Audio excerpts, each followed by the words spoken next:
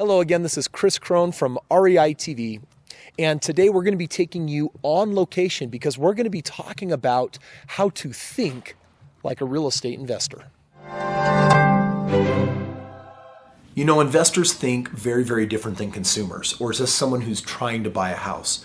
And you've got to make a decision on whether you actually want to be an investor or whether you want to be a dabbler, because dabbler and mastery truly are two different things. You see, an investor, when they look at a house, they fall in love with the deal. And the deal is everything, which means the numbers. And so even if you're buying a house for yourself, there's a difference between a house and a home. And I think that when I consider buying my own home, this is one of the best distinctions. A home is a place for me or my family to raise them. I'm looking for neighborhoods and school districts, and I'm looking for the right size that can accommodate them. Okay, that's the emotional side. The investor side, it's the number side. Is the square footage right, for this specific deal that I'm looking for? Am I buying it at the right kind of discount? How much work is there to do on the inside, if any, when it comes to fix up and repair? Those are the numbers. So for example, and I'm just going to shoot straight, if the value of a home is $100,000 and you're an investor, you would never buy the house for $100,000. The only thing that would cause you to do that is if you were buying it for all the wrong emotional reasons. An investor falls in love with the deal, the numbers. All right, the best way for me to show you what it means to fall in love with the deal and not the house is to actually be in a house. So here we are in one of my houses. Right now we just finished having it renovated to do a lease option on it. And right now we just put the sign out front, and I've got my team working on putting a family in this home. And already now, as you start to take a look around, what we're doing is we're talking about the difference between a house and a home. Notice here that we have one tone. We don't have two-tone, which means that the same color that's on the walls is the same color on the doors as the paneling, because it costs a lot more money to do two-tone. And because I'm not buying this house to live in for myself, that's one of the approaches that we're taking here. Similarly, if you look at the carpet here, you've got a green carpet right here. But if you take a look at right here on the stairs, we still have this gray Berber, okay?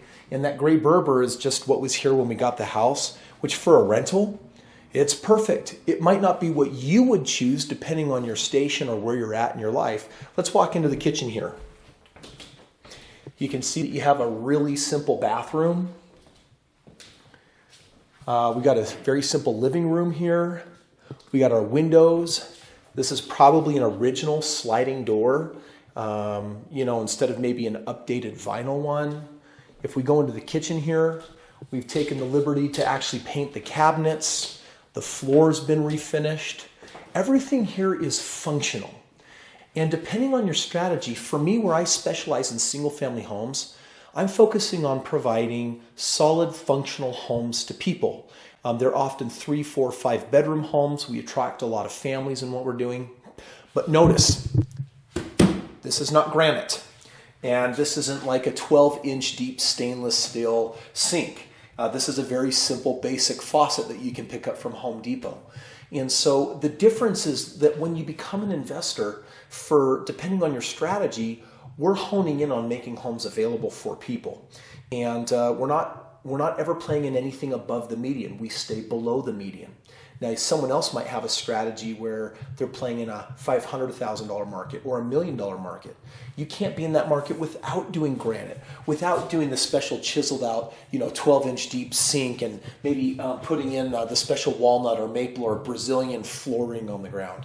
But for this strategy, what I believe to be the single best, it all comes down to basic, beautiful, and functional, but we're certainly not going high-end. And hopefully this helps you just get a better idea of what the difference is between an investor's mindset and a consumer's mindset. Well, I certainly hope that you enjoyed today's video. And if you did, then please give us a thumbs up and hit the subscribe button, and we'll see you next week.